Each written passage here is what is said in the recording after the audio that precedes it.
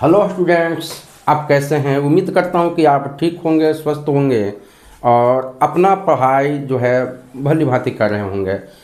Competitions का दौर चल रहा है, परीक्षाएं आ रही हैं और आपका भी एनएमएमएस का एग्ज़ाम होने वाला है।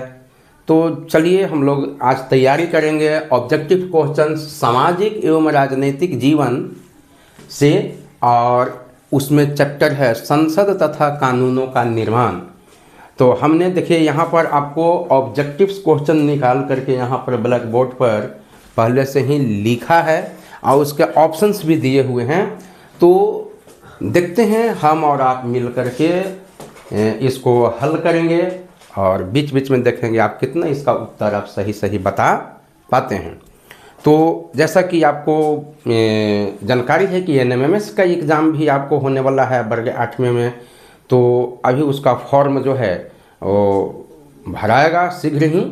तो ज़्यादा से ज़्यादा बच्चों को जो एनएमएमएस की तैयारी कर रहे हैं उनको इसको भेजिए और प्रश्न को भेजिए ताकि उनका भी तैयारी अच्छी प्रकार से हो सके। तो चलिए समय को बर्बाद न करते हुए जल्द से जल्द चले हम क्वेश्चंस के ऊपर में। और देखें पहला क्वेश्चन है, भारत में कानून बनाने वाली सर्वोच्च संस्था कौन है। जो कानून बनाती है भारत में उसके लिए सर्वोच्च संस्था कौन है। ऑप्शन नंबर ए में है सर्वोच्च न्यायालय, बी में है संसद, सी में है चुनाव आयोग और डी में है राज्य विधान मंडल। तो कौन होगा तो पहले समझेंगे। सर्वोच्च न्यायालय तो होगा नहीं, क्योंकि जो कानून बन जाता है उस कानून को अक्षरशः पालन करना, कानून के ही अंडर में रह करके न्याय करने का काम कौन करता है, सर्वोच्च न्यायालय करता है। तो ये नहीं होगा। संसद कानून बनाती है, यही कानून बनाती है और कानून बना करके वो दिया जाता है जिसपे सभी जनताओं पर लागू होता है। तो चलिए फिर और देख लेते हैं आगे। चुनाव आयोग तो होगा नहीं। चुनाव आयोग क्या करती है, चुनाव करवाने का ही काम करती है। तो इनका काम है इलेक्शन करवाना। जैसे कि अभी हाल फिलहाल में बिहार में हुआ, आपका इलेक्शन हुआ, तो किसने करवाया, चुनाव आयोग ने करवाया। ये कानून नहीं बनाते हैं। डी में राज्य विधान मंडल, ये राज्य से संबंधित है और यहाँ हो गया संसद देश से संबंधित। तो राज्य में भी कानून बनते हैं और देश के लिए भी कानून बनते हैं। तो चलिए इसका कौन सा आंसर हो जाएगा, संसद। मोर सुटेबल आंसर कौन हो जाएगा, संसद। तो कानून बनाने का काम कौन करता है, संसद। लेकिन ध्यान रखेंगे यहाँ पर संसद राज्य लागू करती है, जो प्रत्येक राज्य हैं वो सभी कानून लागू करते हैं। किन कानूनों को, यहाँ पर जो संसद में जो बनाए जाते हैं उन्हीं कानूनों को भी यहाँ पर भी लागू किया जाता है। तो आंसर हो जाएगा कौन, संसद। चलिए दूसरा प्रश्न, भारतीय संसद के कितने सदन होते हैं। भारतीय संसद के कितने सदन होते हैं। ए में है 1, बी में है 2, सी में है 3 और डी में है 4। तो भारतीय संसद के कितने सदन होते हैं, तो 2 सदन होते हैं। आंसर कितना हो जाएगा, 2। देखिए इसी से रिलेटिव क्वेश्चन है तीसरा, संसद के दोनों सदनों का नाम क्या है। यहाँ पूछा ना प्रश्न में भारतीय संसद के कितने सदन होते हैं, तो 2। यहाँ पर है कि संसद के दोनों सदनों का नाम क्या है। ए में विधानसभा और विधान परिषद, बी में लोकसभा और राज्यसभा, सी में निचली सदन और ऊपरी सदन, कि डी में सचिवालय और मंत्रालय। तो ये क्या हो जाएगा, तो लोकसभा इसका नाम है और राज्यसभा। संसद के दोनों सदनों का नाम क्या है, एक का नाम है लोकसभा और दूसरा का नाम है राज्यसभा। तो ये आपका आंसर हो गया, बी हो गया आंसर, ठीक है ना। तो अब चलते हैं चौथा प्रश्न में। लोकसभा के सदस्यों का कार्यकाल कितने दिनों का होता है। जब देश के लिए जब चुनाव होता है और जब जनता के प्रतिनिधि वहां चुन करके जाते हैं तो उनको संसद कहते हैं और वो चुन करके कहाँ जाते हैं, लोकसभा में जाते हैं। सांसद जो हैं वो कहाँ जाते हैं, लोकसभा में। लोकसभा के सदस्य क्या कहलाते हैं, सांसद हैं। तो लोकसभा के सदस्यों का कार्यकाल कितने दिनों का होता है? ए में 4 वर्ष का होता है कार्यकाल, कि 5 वर्ष का होता है कार्यकाल, कि 6 वर्ष का होता है कार्यकाल, कि 7 वर्ष का होता है कार्यकाल। तो यहाँ पर देखें कि लोकसभा के जो सदस्य जो चुने जाते हैं उनका कार्यकाल होता है 5 वर्षों का। लोकसभा के सदस्यों का कार्यकाल कितना का होता है? 5 वर्षों का होता है। चलिए आगे देखें हम 5वां क्वेश्चन। राज्यसभा के सदस्यों का कार्यकाल कितना होता है? देखो 2 सदन के बारे में बताया ना, एक लोकसभा और एक राज्यसभा। तो ऊपर वाला में पूछा कि लोकसभा के सदस्यों का कार्यकाल कितना होता है, और नीचे वाला प्रश्न में है कि राज्यसभा के सदस्यों का कार्यकाल कितना होता है। ए में 4 वर्ष, कि बी में 5 वर्ष, कि सी में 6 वर्ष, कि डी में 7 वर्ष कितना का होता है। तो यहाँ पर देखेंगे ये 5 वर्ष तो हो गया लोकसभा के सदस्यों का कार्यकाल, ये हो जाएगा 6 वर्ष हो जाएगा कार्यकाल किसका? राज्यसभा के सदस्यों का कार्यकाल हो जाएगा। ठीक है ना। अब चलते हैं, प्रश्न हम लेते हैं 6ठा। भारत की संसद का प्रमुख कार्य क्या है?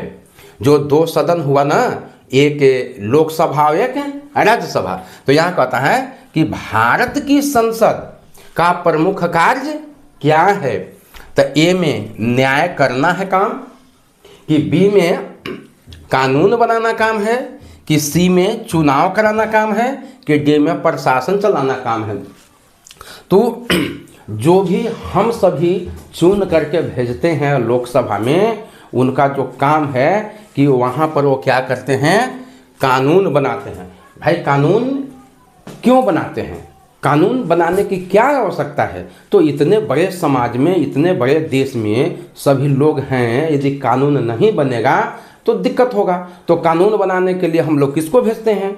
तो हम ही लोगों में से कोई जो होते हैं इलेक्शन में खड़े होते हैं कि भाई देखो हम चुनाव लड़ेंगे। अब जब वो चुनाव लड़ते हैं तो हम लोग उनको क्या करते हैं? वोट देते हैं, और जिनका ज़्यादा वोट होता है वो जीत जाते हैं। लेकिन जीतते हैं तो वो प्रतिनिधि बन जाते हैं जनता का। अब ऐसा नहीं है भाई कि हम वोट उनको नहीं दिए तो वो हमारे प्रतिनिधि नहीं हैं। कोई भी है जो जीतेंगे वो हमारे प्रतिनिधि होंगे। प्रतिनिधि कहने का मतलब कि हम सभी तो एक बार में खड़े होकर के नहीं ना जा कर के बोलेंगे वहाँ संसद में कि देखो भाई हमारा ये समस्या है। तो हमारी समस्याओं को वो क्या करते हैं, इसलिए तो नेता लोग क्या करते हैं, घूमते हैं ना गांव-गांव में और सबसे जानकारी लेते हैं कि अच्छा कहाँ क्या समस्या है, आपका क्या समस्या है। तो आपकी समस्याओं को वो कहाँ जाते हैं, उठाते हैं सदन में, और सदन में रखते हैं, हमारी आवाज़ों को ही रखते हैं, हमारे विहाफ में, हमारे बदले में वहाँ जा करके बोलते हैं कि देखो भाई हमारे क्षेत्र में ये समस्या है। और जब वो सारी समस्याएं जब आनी शुरू हो जाती हैं तो लोगों को समझ में आता है कि नहीं इस पे कानून बनना चाहिए। तो वहाँ कानून बनता है और हमारे प्रतिनिधि वहाँ कानून बनाने का काम करते हैं, और उस कानून को हम लोग क्या करते हैं, मानते हैं। कहते हैं कि नहीं भाई हम लोगों के लिए ही कानून बनाया गया है तो हम मानेंगे। आप कहीं भी आप पढ़ाई करते होंगे तो लॉज में रहते होंगे, हॉस्टल्स में रहते होंगे, तो एक नियम होता होगा ना जी कि 10 बजे तक आना है, उसके बाद भाई किमाड़ी बंद हो जाएगा, कोई आएगा खुलेगा नहीं। तो ये क्या हो गया, एक नियम हो गया। तो देश को चलाने के लिए भी नियम बनाए जाते हैं, कानून बनाए जाते हैं। तो यहाँ पर हम देखें कि भारत की संसद का प्रमुख कार्य क्या है, तो इसका प्रमुख कार्य है कानून बनाना। क्या है काम, कानून बनाना। चलिए अब 7वां में कहता है कि संसद में बहुमत प्राप्त दल का नेता कौन होता है।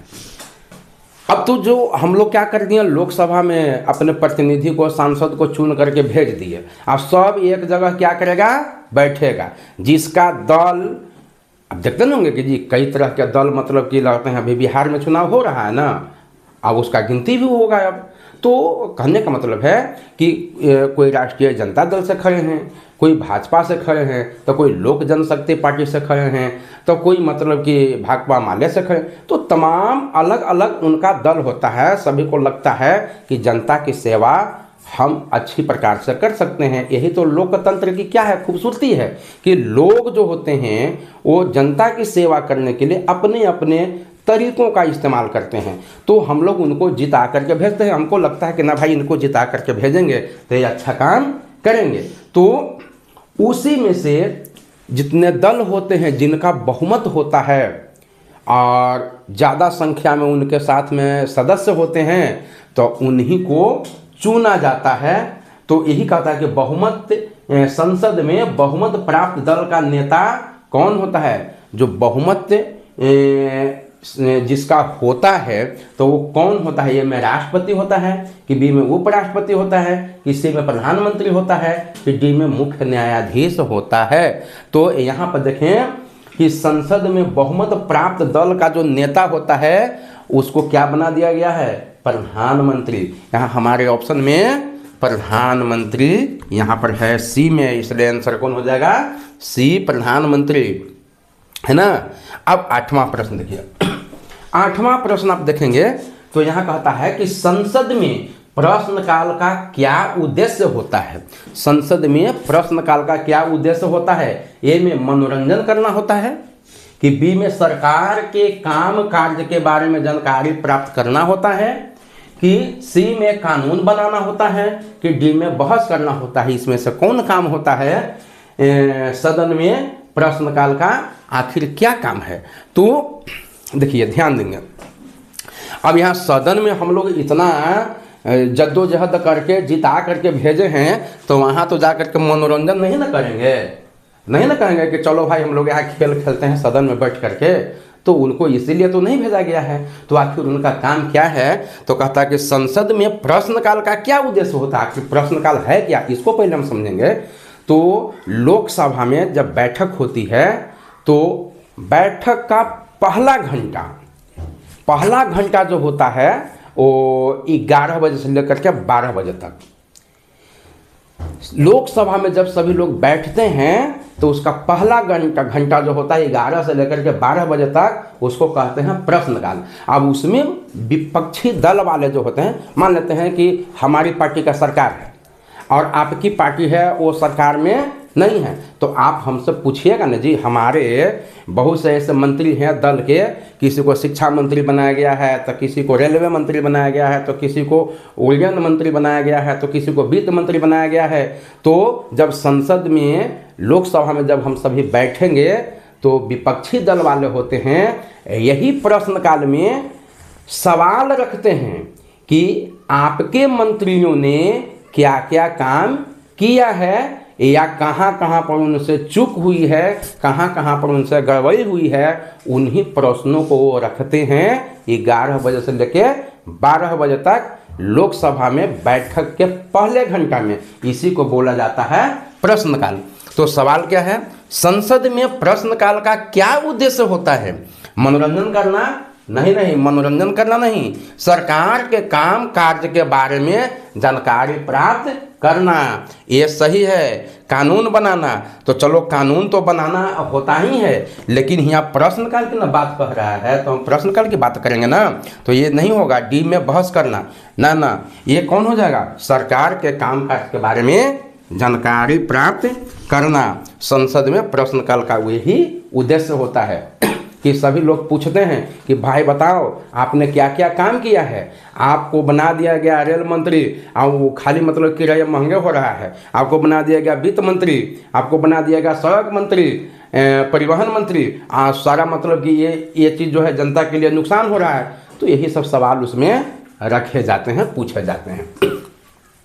अब 9वें प्रश्न है। 9वां कहता है कि कानून का प्रस्ताव संसद के किस सदन में पेश किया जाता है? ए में केवल लोकसभा में, बी में केवल राज्यसभा में, कि सी दोनों सदनों में से किसी में भी, या डी सर्वोच्च न्यायालय में। तो ध्यान देंगे, कानून का प्रस्ताव संसद के किस सदन में पेश किया जाता है? जब कानून बनाने के लिए कोई भी मतलब कि प्रस्ताव लाया जाएगा वहाँ, तो कहाँ पर पेश किया जाएगा? तो ये केवल लोकसभा में नहीं, केवल राज्यसभा में ही नहीं, दोनों सदनों में से किसी में भी ये पूछा जा माने यहाँ सदन में पेश किया जा सकता है। दोनों सदनों में से किसी में भी पेश किया जा सकता है। इसको और समझिए बढ़िया से। विधेयक जो होता है, ये दो पहले हम लोग विधेयक को समझें कि विधेयक होता क्या चीज है। प्रस्तावित कानून माने सब कोई बैठे हुए हैं कानून बनाने के लिए, तो उसमें होता है ना कि एक कानून बना दीजिए, जनता के लिए सही रहेगा। तो अभी कानून बना नहीं है, प्रस्ताव में लिखा गया कि हाँ जी इन्होंने बोला चलो ये लिख दो, ये वाला लिखो, तो नोट करो तो कि कौन कौन ये कानून मतलब कि बनाना जरूरी है। तो ऐसे ऐसे लिखा गया कि इतने कानून हमको बनाना है, माने प्रस्तावित कानून। अभी कानून बना नहीं है, सब लोग सोच समझ करके बैठ करके विचार कर करके एक मसौदा तैयार किए कि ये कानून होना चाहिए, ये नियम होना चाहिए। आप इसी को कहते हैं विधेयक, माने बिल कहते हैं। इसी को कहते हैं विधेयक माने बिल। प्रस्तावित कानून अभी बना नहीं है, लेकिन सोच समझ करके हम लोग नोट कर लिए हैं कि चलो यही वाला कानून बनेगा, फिर उसको लिखाएगा, लिखा करके फिर आगे की ओर उसको पारित किया जाएगा। तो वही कहता है कानून का प्रस्ताव जो हमने तैयार किया, जो सदस्य जो थे वो तैयार किए, संसद के किस सदन में पेश करेंगे, तो किस सदन में पेश करेंगे, दोनों सदनों में से किसी में भी पेश करेंगे। तो आप समझिए कि विधेयक जो होता है एक साधारण विधेयक है। तो साधारण विधेयक जो होता है, हम यहाँ पर देखिए कानून की बात कर रहा है, इसको ध्यान रखेंगे, ये कानून की बात कर रहा है। तो कानून का प्रस्ताव वाला जो है विधेयक जो है, ये दोनों मतलब कि सदनों में से किसी में भी पेश किया जा सकता है। लेकिन ध्यान रखिए, धन विधेयक हो या वित्तीय विधेयक हो, यानी मनी बिल हो या फाइनेंशियल बिल हो, ये दोनों बिल जो होता है केवल लोकसभा में पास होता है। ध्यान रखिएगा, बहुत बड़ा क्वेश्चन बनेगा ये। धन विधेयक, मनी बिल और वित्तीय विधेयक, फाइनेंशियल बिल, ये केवल और केवल लोकसभा में ही इसको रखा जाएगा, पेश किया जाएगा। लेकिन अगर हम बात करें तो संविधान संशोधन वाला विधेयक या साधारण कोई विधेयक जो है, उसको हम दोनों में से कहीं भी रख सकते हैं। या कानून प्रस्ताव का विधेयक है, इसको हम संसद के किसी भी सदन में पेश कर सकते हैं। तो उसको हम किसी भी सदन में, संविधान को संशोधन करना है या मतलब कि साधारण विधेयक है, तो इसको हम किसी भी राज्यसभा हो या लोकसभा, दोनों में से किसी में भी। लेकिन बाबू ध्यान रखना, अगर वित्तीय विधेयक हो गया, फाइनेंशियल बिल हो गया, या मतलब कि धन विधेयक की बात होता है, मनी बिल हो गया, तो राज्यसभा में नहीं, इसको डायरेक्ट कहाँ लेकर के जाना होगा, लोकसभा में। और ये भी ध्यान रखिए, कोई भी विधेयक कानून तब बन जाता है जब दोनों सदनों में पास हो जाता है। लोकसभा और राज्यसभा में दोनों में पास उसको होना जरूरी है। तो चलो इसका कौन सा आंसर हो गया, दोनों सदनों में से किसी में भी कानून का प्रस्ताव पास पेश किया जा सकता है। अब यही प्रश्न रहता है कि धन विधेयक का प्रस्ताव संसद के किस सदन में पेश किया जाएगा, तो केवल मतलब कि यहाँ लोकसभा में, ठीक है ना, लोकसभा में डायरेक्ट इसको पेश किया जाएगा। चलिए आगे चलते हैं। क्वेश्चन नंबर 10, कोई विधेयक कानून कब बनता है, अतः कोई विधेयक कानून कब बनता है। तो ए में जब वह लोकसभा में पारित हो जाता है तब बनेगा, कि जब वह राज्यसभा में पारित हो जाता है तब बनेगा, जब राष्ट्रपति उस पर हस्ताक्षर कर देता है तब बनेगा, कि जब प्रधानमंत्री उसे मंजूरी दे देता है तब बनेगा। तो ये सब कमा तो पहले ही कर लेना, सोच समझ करके, उसमें लोकसभा में न बैठ करके उसको सोच समझ करके सबने मतलब कि मंत्रणा किया कि ना भाई ये वाला कानून बनाओ, ये वाला कानून बनाओ, जनता के लिए सही होगा। तो वहाँ तो सब मसौदा तैयार हो गया। अब कानून का वो रूप कब उसको मिल जाएगा, कब जनता के लिए लागू हो जाएगा, कब वो कोर्ट में लागू होना शुरू हो जाएगा, तो जब राष्ट्रपति उस बिल पर, विधेयक पर, जो कानून बना है उस पर हस्ताक्षर कर देगा, तब जाकर के वह क्या हो जाएगा, वो लागू हो जाएगा। तो यह कब हो जाएगा, जब राष्ट्रपति उस पर हस्ताक्षर कर देता है। क्लियर है। यहाँ चलेंगे 11 लोकसभा में कुल कितने सदस्य होते हैं। हाँ, लोकसभा में कुल कितने सदस्य होते हैं। ए में 245, बी में 545, सी में 500 या डी में 300। तो कितना हो जाएगा भाई, ध्यान देंगे तो इसका आंसर हो जाएगा 11 का आंसर हो जाएगा बी। 11 का आंसर हो जाएगा बी, 545 सदस्य। चलिए आगे देखते हैं, राज्यसभा में कुल कितने सदस्य होते हैं। राज्यसभा में कुल कितने सदस्य होते हैं। ए में 250, बी में 545, सी में 300, डी में 200। तो ध्यान रखिए, राज्यसभा में कुल कितने सदस्य होते हैं, तो 250 होते हैं, और 250 में 238 गो जो होते हैं ये मतलब कि चुने जाते हैं, और 12 गो मनोनीत होता है। तो 238 गो 12 गो क्या हो गया, मनोनीत, 250 हो गया ना।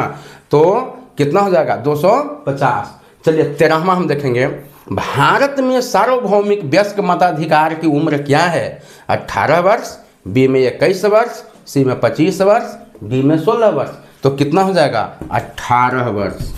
18 वर्ष वोट देने का अधिकार है, यानी मत देने का अधिकार है। जब आपकी उम्र 18 साल हो जाएगी तब आप एक लीगल रूप से वोट देने का अधिकार प्राप्त कर लेते हैं और आपका वोटर आईडी कार्ड बन जाता है, ठीक है ना। तो चलिए अब प्रश्न हम चलेंगे 14 पर। महिलाओं को संसद में कम प्रतिनिधित्व मिलने का एक कारण क्या है। ए में शिक्षा की कमी, बी में राजनीतिक इच्छा शक्ति की कमी, सी में आरक्षण न होना, और डी में पुरुष प्रधान समाज का होना। तो ध्यान दीजिए, आखिर महिला जो है क्यों मतलब कि संसद में कम पहुंच रही हैं, आखिर ऐसा क्या चीज़ है। तो शिक्षा की कमी है, तो ये भी कहीं ना कहीं पर यह रहता है कि माने हम पब्लिक जो हैं ज़्यादा अशिक्षित होने के कारण हम महिलाओं को हम उनका अधिकार दे नहीं पाते हैं। हम कहीं ना कहीं संक्रमित होते हैं, ग्रसित होते हैं कुप्रथाओं से। तो हमें लगता है कि स्त्रियों को बाहर निकालना जायज़ नहीं है, या नाजायज़ है, या गलत है। स्त्रियां कैसे मतलब कि इलेक्शन में, चुनाव में जा सकती है, कैसे लोगों के घर घर तक पहुंचेगी, जो चौखट के अंदर में रहने वाली है उसको बाहर कैसे निकालें। तो ये सब जो है शिक्षा के कमी के कारण भी होता है। तो चलो अभी ये भी देख लेते हैं। अब 4 गो ऑप्शन है, तो चारों में से तो एक ही ना होगा सही। तो लग तो रहा है कि चलो ये भी है। अब यहाँ देखेंगे, राजनीतिक इच्छा शक्ति की कमी। तो राजनीतिक इच्छा शक्ति की कमी भी ऐसा लगता है पुरुषों को कि ना ना ना, पुरुष से केवल मतलब कि इलेक्शन लड़ने का अधिकारी है, पुरुष से लड़ सकता है ना। पहले आप चले जाइए, आज से 25-30 साल पहले चले जाइए, तो क्या था, स्त्रियां जो थी घूंघट में रहती थी, पर्दा के अंदर में घर में रहती थी, चौखट के अंदर में। अगर वो बाहर मतलब कि निकल जाती तो लो पहाड़ टूट गया, है ना।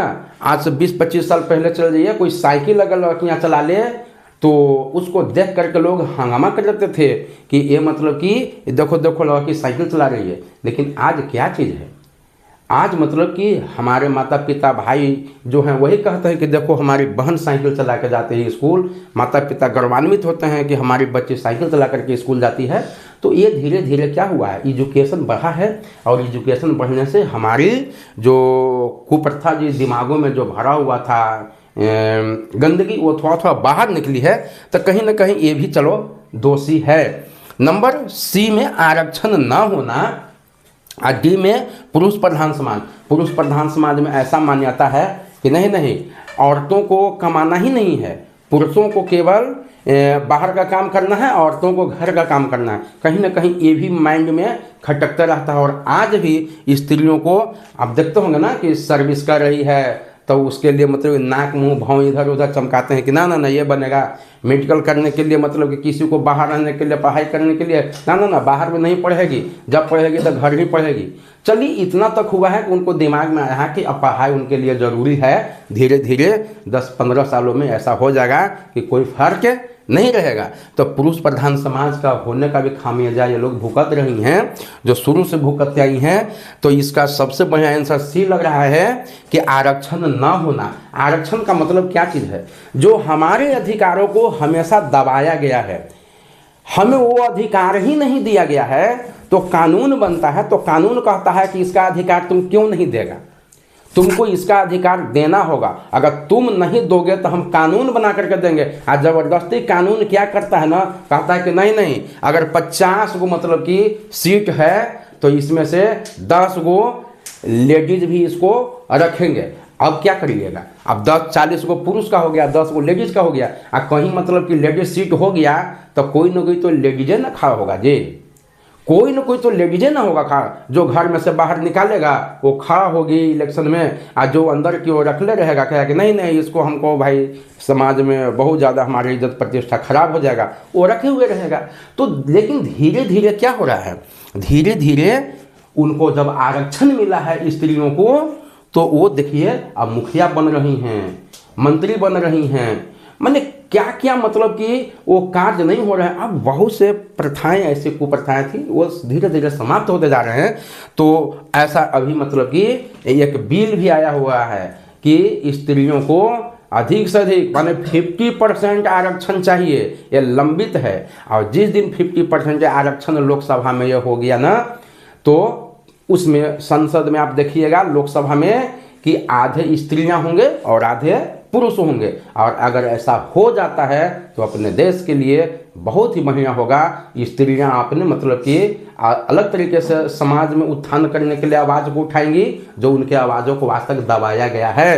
तो इसका आंसर कौन हो जाएगा, महिलाओं को संसद में कम प्रतिनिधित्व मिलने का एक कारण क्या है तो सब सो मोर देन सुटेबल आंसर कौन हो जाएगा, आरक्षण ना होना। यदि आरक्षण दे दिया जाए इनको कि नहीं इससे इतना सीट पर इसको लड़ना ही है, तो कोई ना कोई तो भाई महिला लड़बे करेगी ना, समाज को वो पथ प्रदर्शक बनेगी ही ना। तो चलिए ये रहा आज आपका 14 प्रश्नों का यहाँ पर हम लोग विश्लेषणात्मक रूप से इसका हम लोग हल किए हैं। उम्मीद करता हूँ कि आपको अच्छा लगा होगा और आप इस वीडियो को जरूर शेयर करिएगा ताकि दूसरों को भी लाभ मिले। धन्यवाद, मिलते हैं अगले वीडियो में।